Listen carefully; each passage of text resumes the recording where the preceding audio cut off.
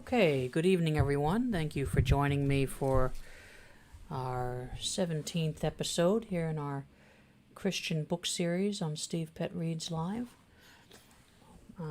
We previously read Being Christian by Rowan Williams and Crazy Christians by Michael Curry, and then another book by Rowan Williams called Being Disciples.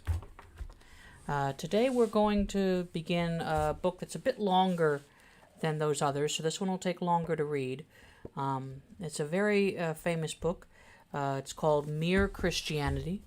It is written by C.S. Lewis, the author, who, is a very famous author, and in the world of Anglicanism, he's kind of everyone's favorite amateur theologian. So tonight we're going to read the preface and the first chapter, and then we'll have a bit of a discussion. This is probably going to be a little bit longer than most of these episodes will be, because like I said, we'll be reading both the preface and the first chapter, so that makes it a little longer as we're reading two different things. So we're going to dive right in just a moment, but before we start, I would just like to have a sort of little note about C.S. Lewis. So C.S. Lewis is a product of his time, which is the early part of the 20th century. And what I mean by that is that he unfortunately has some prejudiced ideas again about women and homosexuals. And, we would generally not find these views to be acceptable in the modern day. Now, does that mean that, because he held objectionable views, that everything that he's ever done is automatically should be forgotten and never spoken about and so forth? I don't believe so. There are some out there these days who seem to think that sort of thing. I personally believe that it's difficult to, for me to get angry at C.S. Lewis for believing things that we consider to be quite wrong today, when at the time they were the view of the majority of people. So it would have been more unusual at the time for him not to hold these views. Now, for the most part, those views do not enter into this work. There's not like a chapter about homosexuality or anything like that. But there are offhand comments sort of here and there that are quite questionable. Now, I'm not going to censor them. I will read everything as written. And when those views do come up, we'll talk about a little bit when we get to the discussion. But that's just what I kind of want to say about that is, for the most part, whether or not C.S. Lewis had some prejudiced views, this book still is a great book for giving you kind of food for thought, thinking deeply about Christianity and what Christians believe.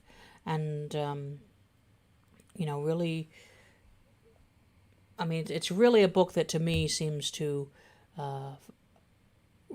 encourage deep thinking about these issues. So, because it's a little bit longer, I'm not going to start with a poem like I've been doing. We're just going to go ahead and dive right in, and we're going to start with the preface.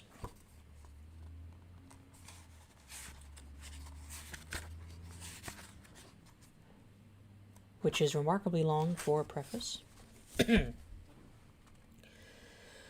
The contents of this book were first given on the air and then published in 3 separate parts as Broadcast Talks, Christian Behavior, and Beyond Personality. In the printed versions, I made a few additions to what I had said at the microphone, but otherwise left the text much as it had been. A talk on the radio should, I think, be as like real talk as possible, and should not sound like an essay being read aloud. In my talks, I had therefore used all the contractions and colloquialisms I ordinarily use in conversation.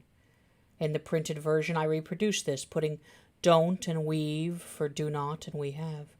And wherever in the talks I had made the importance of a word clear by the emphasis of my voice, I printed it in italics. I am now inclined to think that this was a mistake, an undesirable hybrid between the art of speaking and the art of writing. A talker ought to use the variations of voice for emphasis, because his medium naturally lends itself to that method. But a writer ought not to use italics for the same purpose. He has his own different means of bringing out the key words, and ought to use them. In this edition I've expanded the contractions and replaced most of the italics by a recasting of the sentences in which they occurred, but without altering, I hope, the popular or familiar tone which I had intended all along. I have also added and deleted where I thought I understood any part of my subject better now than 10 years ago, where I knew that original version had been misunderstood by others. And all that's very interesting, but now we come to the point of why I wanted to read the preface, what he's trying to do with this book. The reader should be warned that I offer no help to anyone who is hesitating between two Christian denominations. You will not learn from me whether or not you ought to become an Anglican, a Methodist, a Presbyterian, or a Roman Catholic. The omission is intentional. Even in the list I have just given, the order is alphabetical to avoid anyone reading preference into it. There is no mystery about my own position. I am a very ordinary layman of the Church of England, not especially high, nor especially low, nor especially anything else. But in this book I am not trying to convert anyone to my own position. Ever since I became a Christian, I have thought that the best, perhaps the only service I could do for my unbelieving neighbors was to explain and defend the belief that has been common to nearly all Christians at all times. I had more than one reason for thinking this. In the first place, the questions which divide Christians from one another often involve points of high theology, or even of ecclesiastical history, which ought never to be treated except by real experts. I should have been out of my depth in such waters, more in need of help myself than able to help anyone else. And secondly, I think we must admit that the discussion of these disputed points has no tendency at all to bring an outsider into the Christian fold. So long as we write and talk about them, we are much more likely to deter him from entering any Christian communion than to draw him into our own. Our divisions should never be discussed except in the presence of those who have already come to believe that there is one God and that Jesus Christ is his only Son.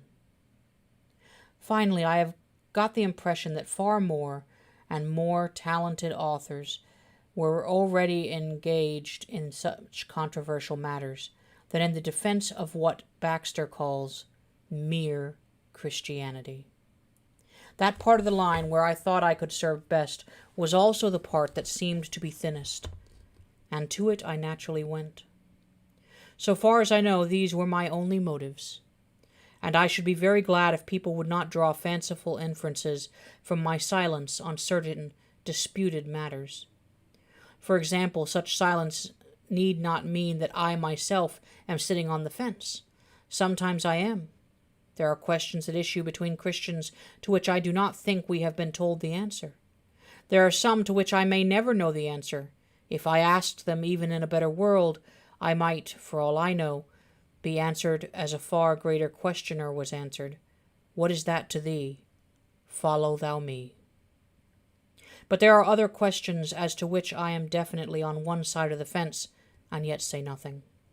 For I am not writing to expound something I should call my religion, but to expound mere Christianity, which is what it is, and what it was long before I was born, whether I like it or not. Some people draw unwarranted conclusions from the fact that I never say more about the Blessed Virgin Mary than is involved in asserting the virgin birth of Christ. But surely my reason for not doing so is obvious. To say more would take me at once into highly controversial regions, and there is no controversy between Christians which needs to be so delicately touched as this. The Roman Catholic beliefs on that subject are held not only with ordinary fervor that attaches to all sincere religious belief, but, very naturally, with the peculiar and, as it were, chivalrous sensibility that a man feels when the honor of his mother or his beloved is at stake. It is very difficult so to dissent from them that you will not appear to them a cad as well as a heretic.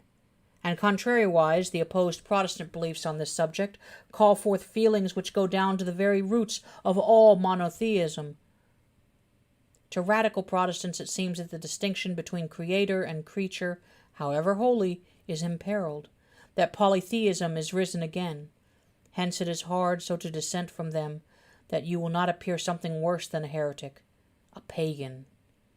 If any topic should be relied upon to wreck a book about mere Christianity, if any topic makes utterly unprofitable reading for those who do not yet believe that the Virgin's Son is God, surely this is it. Oddly enough, you cannot even conclude from my silence on disputed points, either that I think them important or that I think them unimportant. For this is itself one of the disputed points. One of the things Christians are disagreed about is the importance of their disagreements. When two Christians of different denominations start arguing, it is usually not long before one asks whether such and such a point really matters. And the other will reply, matter? Why, it's absolutely essential. All this is said in order to make clear what kind of book I was trying to write, not in the least to conceal or evade responsibility for my own beliefs. About those, as I said before, there is no secret. To quote Uncle Toby, they are written in the common prayer book. The danger clearly was that I should put forward as common Christianity anything that was peculiar to the Church of England, or worse still, peculiar to myself. I tried to guard against this by sending the original script of what is now Book 2 to 4 clergymen, Anglican, Methodist, Presbyterian, Roman Catholic, and asking for their criticism. The Methodist thought that I had not said enough about faith. The Roman Catholic thought I had gone rather too far about the comparative unimportance of theories in explanation of the atonement. Otherwise, all 5 of us were agreed that I did not have the remaining books similarly vetted, because in them, though differences might arise among Christians, these would be difference between individuals or schools of thought, not between denominations. So far as I can judge, from reviews and from the numerous letters written to me, the book, however faulty in other respects, did at least succeed in presenting an agreed or common or central or mere Christianity. In that way it may be possibly of some help in silencing the view that if we omit the disputed points, we shall have left only a vague and bloodless HCF. The HCF turns out to be something not only positive but pungent, divided from all non-Christian beliefs by a chasm to which the worst divisions inside Christendom are not comparable at all. If I had not directly helped the cause of reunion, I have perhaps made it clear why we ought to be reunited. Certainly I have met with little of the fabled odium theologicum from convinced members of communions different from my own. Hostility has come more from borderline people, whether within the Church of England or without it, men that are not exactly obedient to any communion.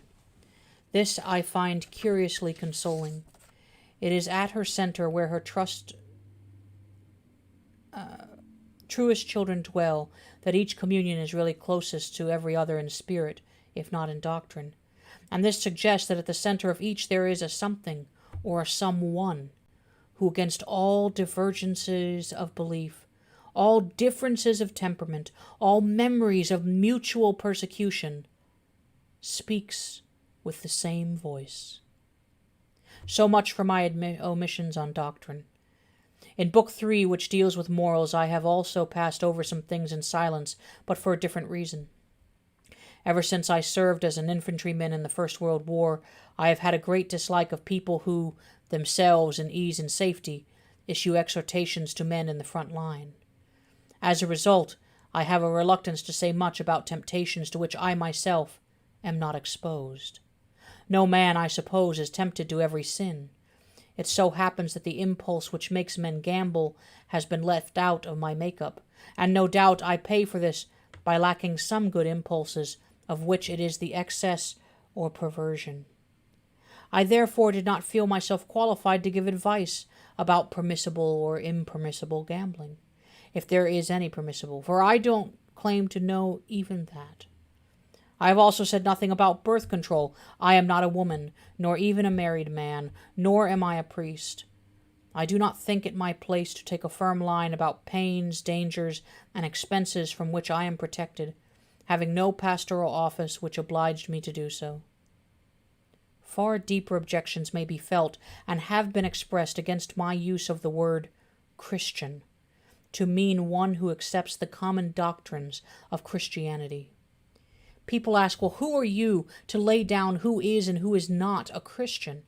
Or may not many a man who cannot believe these doctrines be far more truly a Christian, far closer to the Spirit of Christ than some who do? Now this objection is one sense very right, very charitable, very spiritual, very sensitive. It has every available quality except that of being useful. We simply cannot without disaster use language as these objectors want us to use it. I will try to make this clear by the history of another, and a very much less important word. The word gentleman originally meant something recognizable, one who had a coat of arms and some landed property. When you called someone a gentleman, you were not paying him a compliment, but merely stating a fact. If you said he was not a gentleman, you were not insulting him, but giving information. There was no contradiction in saying that John was a liar and a gentleman, any more than there now is in saying that James is a fool and a master of arts. But then there came people who said so rightly, charitably, spiritually, sensitively, so anything but usefully, but surely the important thing about a gentleman is not the coat of arms and the land, but the behavior. Surely he is the true gentleman who behaves as a gentleman should. Surely in that sense, Edward is far more truly a gentleman than John. They meant well. To be honorable and courteous and brave is, of course, a far better thing than to have a coat of arms, but it is not the same thing. Worse still, it is not a thing everyone will agree about. To call a man a gentleman in this new, refined sense becomes, in fact, not a way of giving information about him, but a way of praising him. To deny that he is a gentleman becomes simply a way of insulting him. When a word ceases to be a term of description and becomes merely a term of praise, it no longer tells you facts about the object or subject. It only tells you about the speaker's attitude to that object. A nice meal only means a meal the speaker likes. A gentleman, once it has been spiritualized and refined out of its old, coarse, objective sense, means hardly more than a man whom the speaker likes. As a result, gentleman is now a largely useless word. We had lots of terms of approval already, so it was not needed for that use. On the other hand, if anyone, say in a historical work, wants to use it in its old sense, he cannot do so without explanation. It has been spoiled for that purpose. Now, if once we allow people to start spiritualizing and refining, or as they might say, deepening the sense of the word Christian, it too will speedily become a useless word. In the first place, Christians themselves will never be able to apply it to anyone. It is not for us to say who, in the deepest sense, is or is not close to the Spirit of Christ. We do not see into men's hearts. We cannot judge and are indeed forbidden to judge. It would be wicked arrogance for us to say that any man is or is not a Christian in this refined sense. And obviously a word which we can never apply is not going to be a very useful word. As for the unbelievers, they will no doubt cheerfully use the word in the refined sense. It will become in their mouths simply a term of praise. In calling anyone a Christian, they will mean that they think him a good man. But that way of using the word will be no enrichment of the language, for we already have the word good. Meanwhile, the word Christian will have been spoiled for any useful purpose it might have served. We must therefore stick to the original, obvious meaning. The name Christians was first given at Antioch to the disciples, to those who accepted the teaching of the apostles. There is no question of its being restricted to those who profited by that teaching as much as they should have. There is no question of its being extended to those who in some refined spiritual inward fashion were far closer to the Spirit of Christ than the less satisfactory of the disciples. The point is not a theological or moral one. It is only a question of using words so that we can all understand what is being said. When a man who accepts the Christian doctrine lives unworthily of it, it is much clearer to say he is a bad Christian than to say he is not a Christian. I hope no reader will suppose that mere Christianity is here put forward as an alternative to the creeds of the existing communions, as if a man could adopt it in preference to Congregationalism or Greek Orthodoxy or anything else. It is more like a hall out of which doors open into several rooms. If I can bring anyone into that hall, I shall have done what I attempted. But it is in the rooms, not in the hall, that there are fires and chairs and meals. The hall is a place to wait in, a place from which to try the various doors, not a place to live in. For that purpose, the worst of the rooms, whichever that may be, is, I think, preferable. It is true that some people may find they have to wait in the hall for a considerable time, while others feel certain almost at once which door they must knock at. I do not know why there is this difference, but I am sure God keeps no one waiting unless he sees that it is good for him to wait. When you do get into your room, you will find that the long wait has done you some kind of good which you would not have had otherwise. But you must regard it as waiting, not as camping.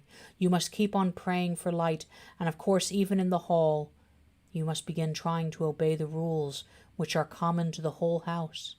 And above all, you must be asking which door is the true one, not which pleases you best by its paint and paneling. In plain language, the question should never be, do I like that kind of church service, but are these doctrines true? Is holiness there? Does my conscience move me towards this? Is my reluctance to knock at this door due to my pride, or my mere taste, or my personal dislike of the particular doorkeeper? When you've reached your own room, be kind to those who have chosen different doors, and to those who are still in the hall. If they are wrong, they need your prayers all the more, and if they are your enemies, then you are under orders to pray for them. That is one of the rules common to the whole house. So that was the preface, where I just wanted to read that mainly to make sure you have an idea of what C.S. Lewis is trying to do here. He's trying to give us kind of food for thought for a lot of the kind of deep thoughts, kind of philosophical thoughts about Christianity, to kind of answer some of the questions, that people outside of Christianity may ask. He's not trying to, lead you toward Anglicanism or towards Methodism or any other thing. So that's why I wanted to read the preface. We're now going to get on to chapter 1. So the way this book is divided is that there are, I believe, 5 sections that are called books, and each book has chapters inside it. Let me double check that. Let's see. Sorry, 4 chapters. So there are 4 chapters, 4 sections called books, and each section has a chapter inside it. So each week when we get to one, I will remind you of what book we're on, what the name of that book is, and then the chapter and the chapter title. So the name of this first book, Book 1, is Right and Wrong as a Clue to the Meaning of the Universe. And we read chapter 1 of that, The Law of Human Nature. Everyone has heard people quarreling. Sometimes it sounds funny, and sometimes it sounds merely unpleasant. But however it sounds, I believe we can learn something very important from listening to the kind of things they say. They say things like this: how'd you like it if anyone did the same to you? That's my seat. I was here first. Leave him alone. He isn't doing you any harm. Why should you shove in first? Give me a bit of your orange. I gave you a bit of mine. Come on, you promised. People say things like that every day. Educated people as well as uneducated, and children as well as grown-ups. Now, what interests me about all these remarks is that the man who makes them is not merely saying that the other man's behavior does not please him. He is appealing to some kind of standard of behavior which he expects the other man to know about, and the other man very seldom replies, "To hell with your standard." Nearly always he tries to make out that he has been doing does not really go against the standard, or that if it does there is some special excuse. He pretends there is some special reason in this particular case why the person who took the seat first should not keep it, or that things were quite different when he was given the bit of orange, or that something has turned up which lets him off keeping his promise. It looks, in fact, very much as if both parties had in mind some kind of law or rule of fair play, or decent behavior, or morality, or whatever you like to call it, about which they really agreed. And they have. If they had not, they might of course fight like animals, but they could not quarrel in the human sense of the word. Quarreling means trying to show that the other man is in the wrong, and there would be no sense in trying to do that unless you and he had some sort of agreement as to what right and wrong are. Just as there would be no sense in saying that a footballer had committed a foul unless there was some agreement about the rules of football. Now this law or rule about right and wrong used to be called the law of nature. Nowadays we talk of the laws of nature, we usually mean things such as gravitation or heredity or the laws of chemistry. But when the older thinkers called the law of right and wrong the law of nature, they really meant the law of human nature. The idea was that just as all of these bodies are governed by the law of gravitation and organisms by biological laws, so the creature that is called man also had his law, with this great difference, that a body could not choose whether it obeyed the law of gravitation or not, but a man could choose either to obey the law of human nature or to disobey it. We may put this in another way.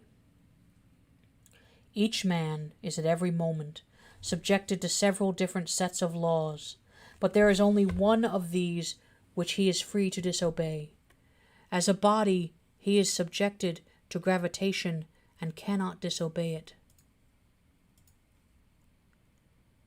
If you leave him unsupported in mid-air, he has no more choice about falling than a stone has. As an organism, he is subjected to various biological laws which he cannot disobey any more than an animal can. That is, he cannot disobey those laws which he shares with other things. But the law which is peculiar to his human nature, the law he does not share with animals or vegetables or inorganic things, is the one he can disobey if he chooses. This law was called the law of nature because people thought that everyone knew it by nature and did not need to be taught it. They did not mean, of course, that you might not find an odd individual here and there who did not know it, just as you find a few people who are colorblind or have no ear for a tune. But taking the race as a whole, they thought that the human idea of decent behavior was obvious to everyone. And I believe they were right. If they were not, then all the things we said about the war were nonsense.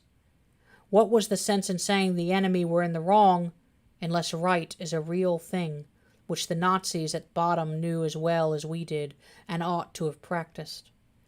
If they had no notion of what we mean by right, then though we might still have had to fight them, we could no more have blamed them for that than for the color of their hair.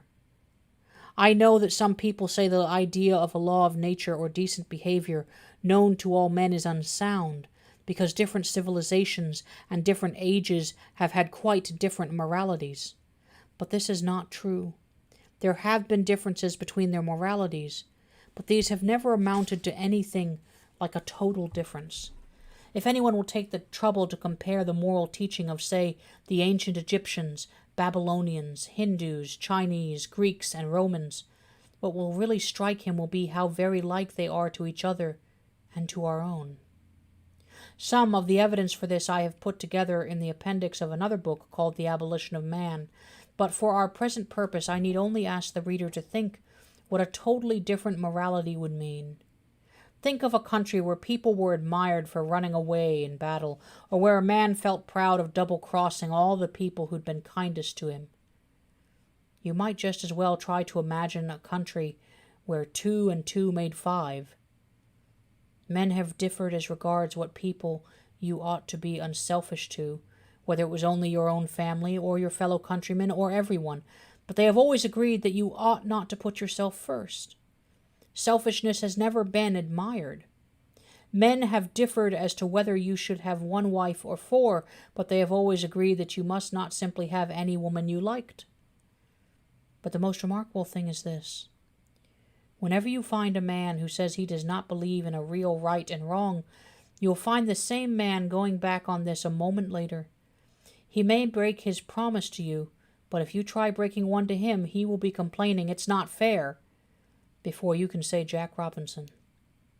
A nation may say treaties don't matter, but then next minute they spoil their case by saying that the particular treaty they want to break was an unfair one.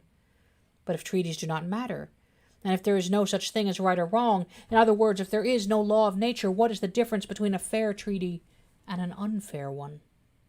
Have they not let the cat out of the bag and shown that whatever they say, they really know the law of nature just like anyone else? It seems then we are forced to believe in a real right and a real wrong. People may be sometimes mistaken about them, just as people sometimes get their sums wrong, but they are not a matter of mere taste and opinion any more than the multiplication table. Now, if we are agreed about that, I go on to my next point, which is this. None of us are really keeping the law of nature. If there are any exceptions among you, I apologize to them. They had much better read some other book, for nothing I'm going to say concerns them. And now, turning to the ordinary human beings who are left. I hope you will not misunderstand what I am going to say. I am not preaching, and heaven knows I do not pretend to be better than anyone else. I am only trying to call attention to a fact. The fact that this year, this month, or more likely this very day, we have failed to practice ourselves the kind of behavior that we expect from other people. There may be all sorts of excuses for us. That time you were so unfair to the children was when you were very tired. That slightly shady business about the money, the one you had almost forgotten, came when you were very hard up. And what you promised to do for old so-and-so and have never done, well, you never would have promised if you had known how frightfully busy you were going to be. And as for your behavior to your wife, or husband, or sister, or brother, if I knew how irritating they could be, I would not wonder at it. And who the dickens am I anyway? I am just the same. That is to say, I do not succeed in keeping the law of nature very well. And the moment anyone tells me I am not keeping it, there starts up in my mind a string of excuses as long as your arm.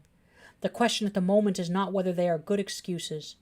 The point is that they are one more proof of how deeply, whether we like it or not, we believe in the law of nature.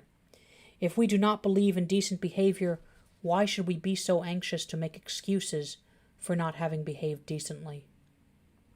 The truth is, we believe in decency so much, we feel the rule of law pressing on us so, that we cannot bear to face the fact that we are breaking it, and consequently we try to shift the responsibility. For you notice that it is only for our bad behavior that we find all these explanations. It is only our bad temper that we put down to being tired or worried or hungry. We put our good temper down to ourselves. These, then, are the 2 points that I wanted to make. First, that human beings all over the earth have this curious idea that they ought to behave in a certain way and cannot really get rid of it. Secondly, that they do not in fact behave in that way. They know the law of nature, they break it. These 2 facts are the foundation of all clear thinking about ourselves and the universe we live in. Okay, so that is the end of what we're reading this evening. So I'll give a moment in case anyone wants to make any comments or anything. I'll kind of start with a little backstory about the author. C.S. Lewis is a very famous author. He, of course, is very famous for his Narnia series of books, among other things. And he is, in the Anglican world, sort of everyone's favorite amateur theologian. As you see, he doesn't express that he's an expert. He doesn't try to claim that. He just tries to think deeply and bring us along with those thoughts. So C.S. Lewis was a professor at Oxford University, and he was, in fact, for a good portion of his life, an atheist, until he became convinced otherwise. And the general story is that another very famous Oxford professor who was an author, J.R.R. Tolkien, is in fact the person who brought C.S. Lewis back to Christianity. Because obviously, as most people at that time period, he had been raised a Christian, but had come generally to believe that God did not exist and so forth. But having re-examined it, he believes otherwise. And this book is mainly written in that way, to kind of bring you along the thought processes that brought him back to Christianity. That is essentially how this book works. That's what it does. It's very interesting. He talks about decent behavior, especially decent to others. It is true that many, if not all, religions have some version of what some people call the golden rule. Now, the golden rule is generally expressed as do unto others as you would have them do unto you, sort of thing. In Christianity, this often takes the specific form of what we call the Great Commandment, which is what Christ talks about, I believe, in 2 different Gospels. One is in Mark, and it, let me see if I can bring it up here real quick.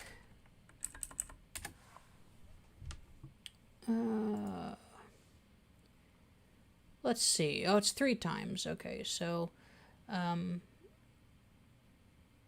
it's in Matthew, Mark, and Luke, all 3 times. Christ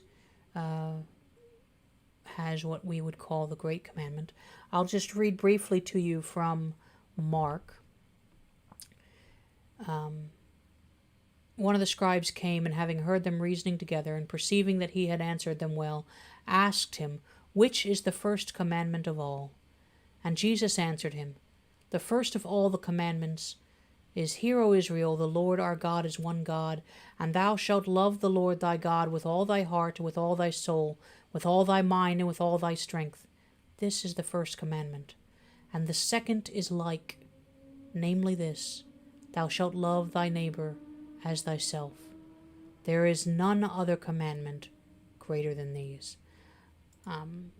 That kind of is, like I said, the reason it's called the Golden Rule is because it is this idea of loving your neighbor as yourself, or doing unto others as you would have them do unto you.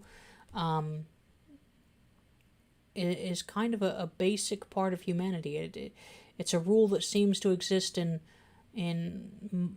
most, if not all, religions, and most, if not all, cultures. So it really kind of goes to what he's talking about a basic law of human nature. And like Christ said, right there you heard in the Gospel of Mark, is, the first is to love God, and the second, pretty much almost as important, he says, is to love your neighbors as yourselves. So that is interesting. I'm not seeing any other comments or anything coming up right now, so we're probably going to go ahead and bring this week's episode to a conclusion. I'd like to thank you all for joining me. I apologize for starting a little bit late. Next week we will move on to chapter 2, and maybe chapter 3. Chapter 2 and chapter 3 together are not very long, so We may do 2 chapters next week as well, but I mean, both of them together are shorter than what we just read. So it should still be a little shorter episode. But at the very least, we'll be reading chapter 2, which again, if you'll remember, the book within the book is called Right and Wrong is a Clue to the Meaning of the Universe.